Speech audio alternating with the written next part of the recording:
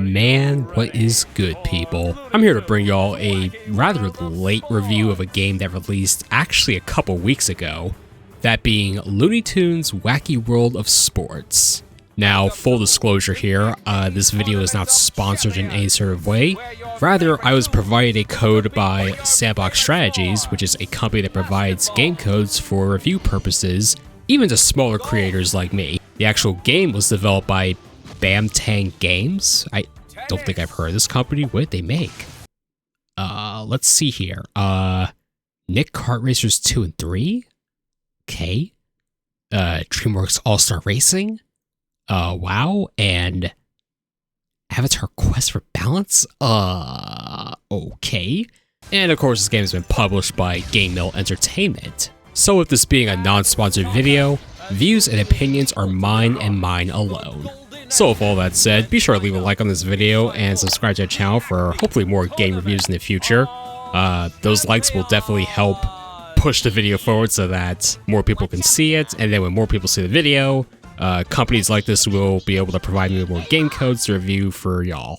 So anyway, what is Looney Tunes Wacky World of Sports? It is of course a sports game comprised of 4 different sports, being basketball, soccer, tennis, and golf. The game also has 10 playable characters, although Yosemite Sam was DLC, which was included with my code for some reason. Like, I only redeemed 1 code, but I received a Yosemite Sam DLC pack, which included him, and also an additional team.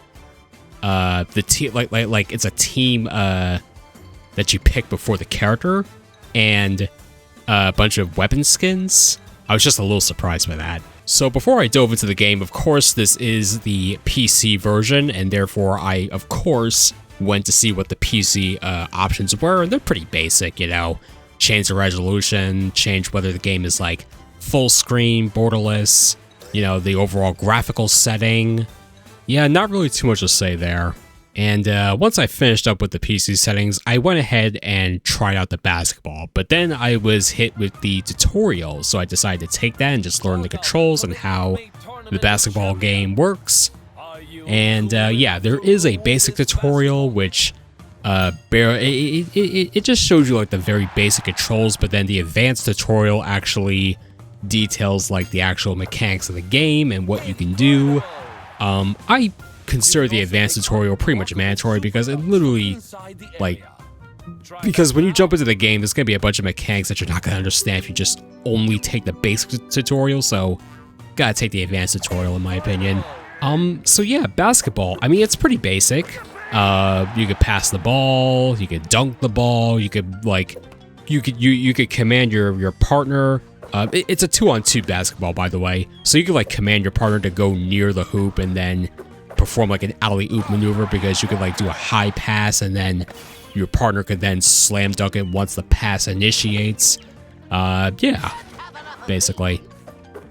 And there's also a bunch of wacky items that can speed you up, or you can use them to attack your opponents.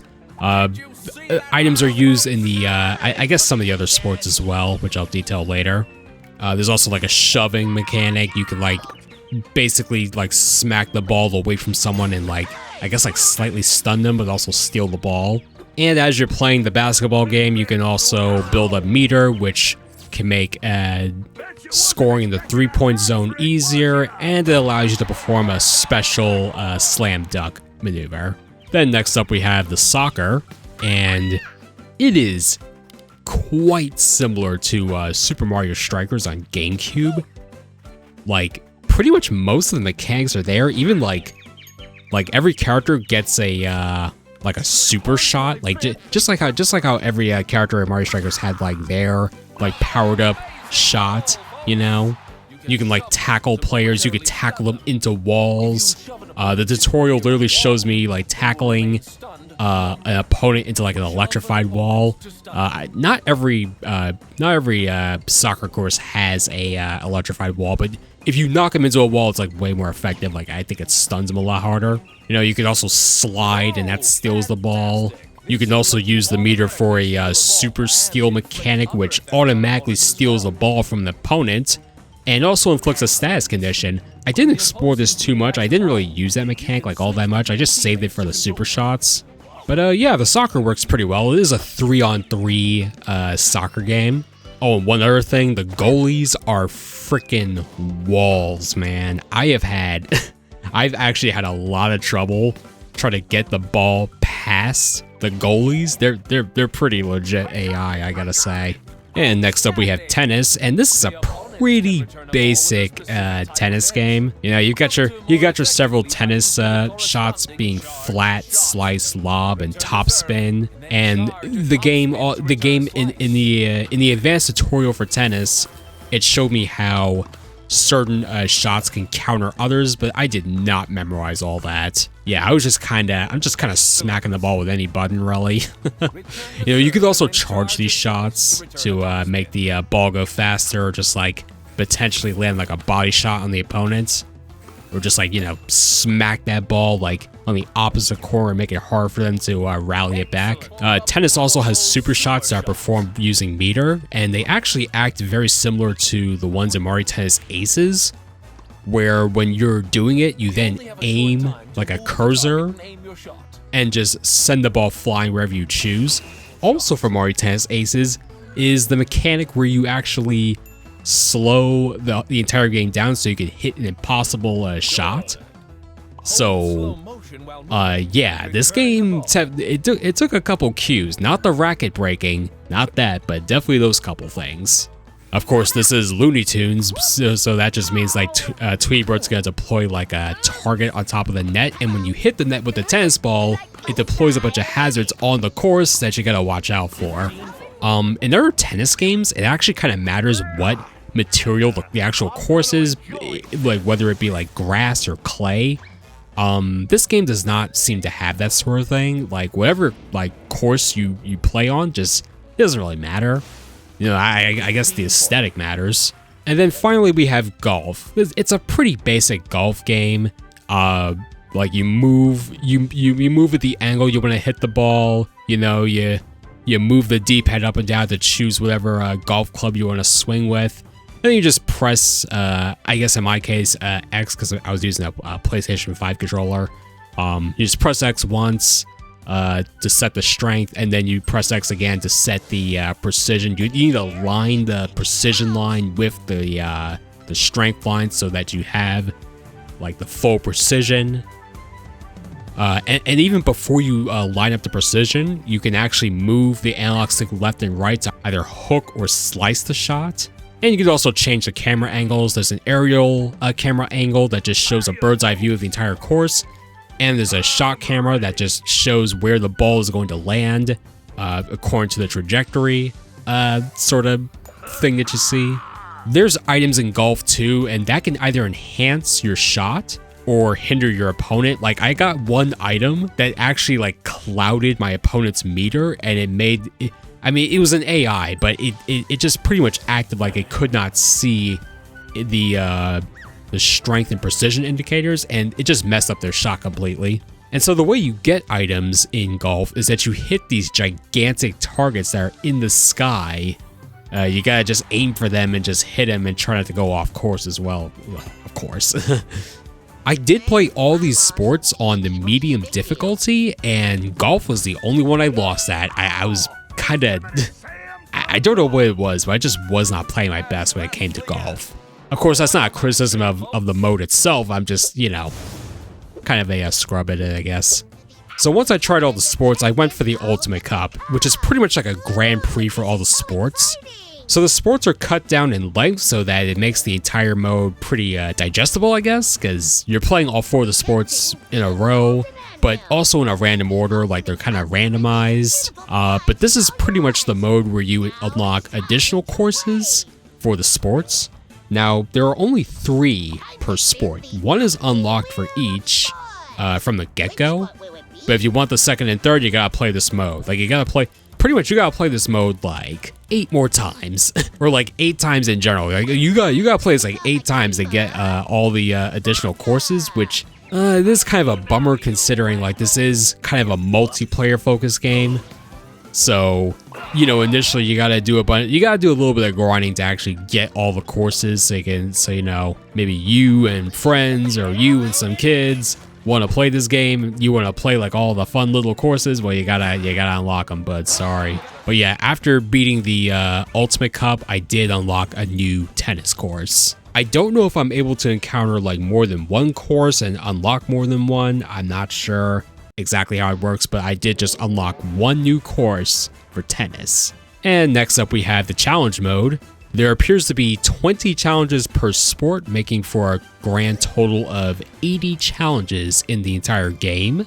You do start with 3 challenges unlocked, with more being unlocked as you clear those. And what I found is that if you clear the first challenge, you actually unlock sports gear. So after choosing a team and then your character or characters, I guess depending, you're able to change your gear. So in the case of tennis, for example, you can choose how the rackets look.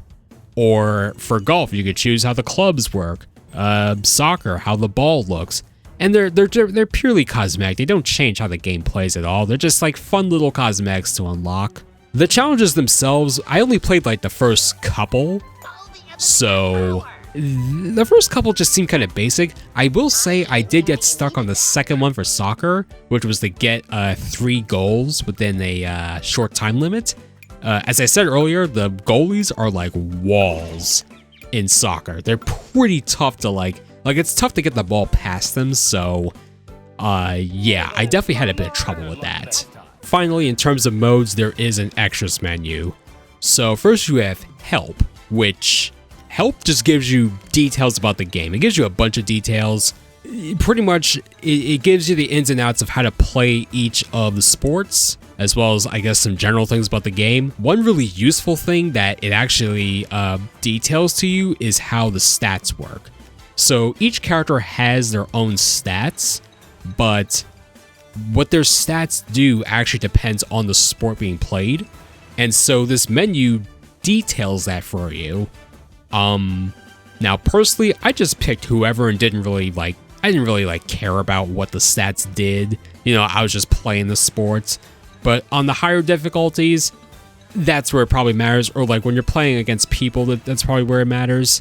You know, but personally, like after playing for like a few hours, like I did not find any sort of impact in terms of like what these characters do differently in comparison to one another. But I suppose this is good information to know. And then next we have records, which just shows stats that are being tracked by the game, such as completion, like overall completion in terms of unlockables, and I guess amount of actions performed per sport, just all that sorts of stuff. And then the credits are literally just the credits.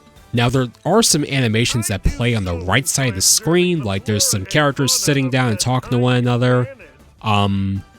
Unfortunately, for as long as the credits are, there really aren't that many of these animations, so what ends up happening is that the animations loop. Now, some different dialogue is said on the same animations, but that also eventually like loops, or like it just plays again like that. The dialogue is played at like random rates, but the animations are the same. They just loop over and over while the credits scroll like slowly on the left.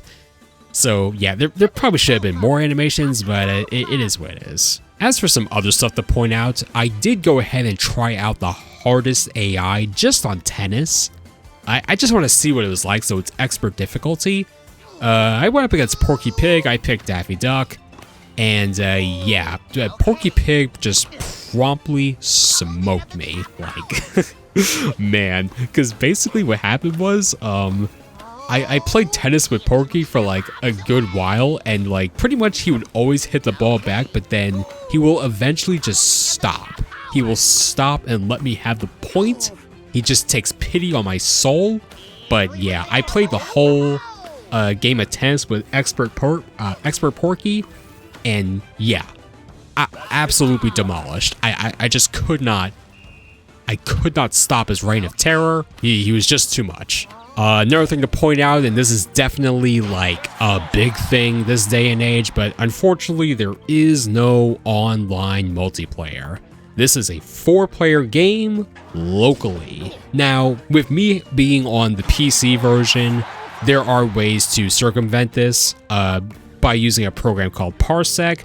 I can use that to basically share my desktop with someone else over the internet and pretty much make it so that we're basically playing locally online. And of course, there's also Steam Remote Play. I still have not personally tried Steam Remote Play myself, but I hear it's kind of laggy, but I guess I don't know when I'll ever know whether that's like really good or not. But yeah, just keep that in mind. There's no online play. It is a local game. This game is available on all consoles, so on console you're pretty much just screwed. Like you're pretty much just local or bust. And then just speaking a little bit on the overall presentation of the game, it's got this kind of like PS2 / early Xbox 360 kind of era graphics. That's not really a bad thing per se, because, you know, some games could just kind of look like this and still be a lot of fun, but, I mean, I guess in this game's case, it doesn't look so bad, although the character models' faces can look a little weird, like their mouths can look kind of weird, and they almost look like they got the eyeshadow, even though I guess that's meant to be like thick outlines, yeah, things can look a little weird. I've also noticed like when during the course intros, like where there's like the cinematic black bars and you see like the camera panning around the course, there could be some graphical pop in. I definitely noticed this on like Foghorn's Barn or whatever it was called. Yeah, it's just something I noticed. Also, like the main menu, when I was scrolling through the options, that would lag a bit because I don't know, I guess it's like trying to load in these animations being played, but then once I'm in game, it's like completely smooth. It's like the main menu for some reason just lags a little bit. It's kind of weird. I don't know if it was like a shader stutter or something. My computer could definitely handle this game though, like come on. I guess I will say for some positives, the characters actually have, so when you score a goal, the characters can actually have some unique dialogue, like one character will actually mention another character's name as they're gloating or something. I thought that was pretty neat.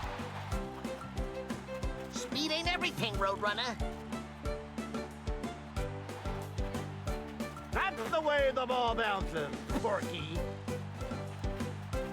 Sorry, Taz. It was my turn to score.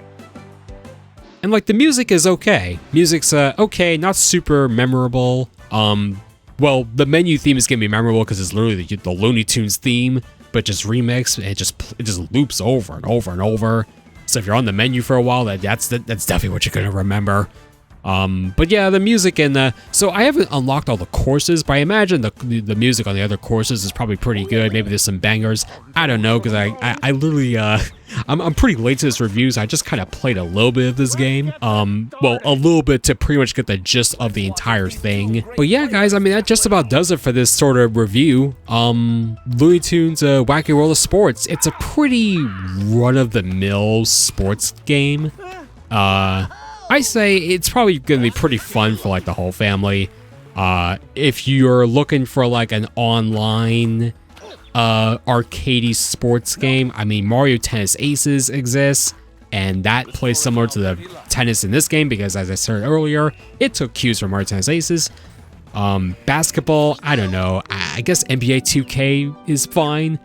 I guess, to be honest, I don't really play a lot of sports video games, but these sort of like arcadey or like kind of frenzied sports games with the power-ups, that's kind of my vibe. So like I'm pretty cool with this, aside from no online. That's kind of a bummer, but yeah, this isn't like a broken, busted game. Otherwise I probably have more to say, but I actually don't have a lot to say about this game. This is a game that just works. It's competent. It functions. I will say it kind of lacks content. There could be a few more courses. There's only like 3 per sport. You know, maybe just maybe like 5 courses per sport would have been nice, but I guess we got what we got here. So yeah, that'll do it for this video. Once again, huge shout out to Sandbox Strategies for providing the code for the game. I very much appreciate it.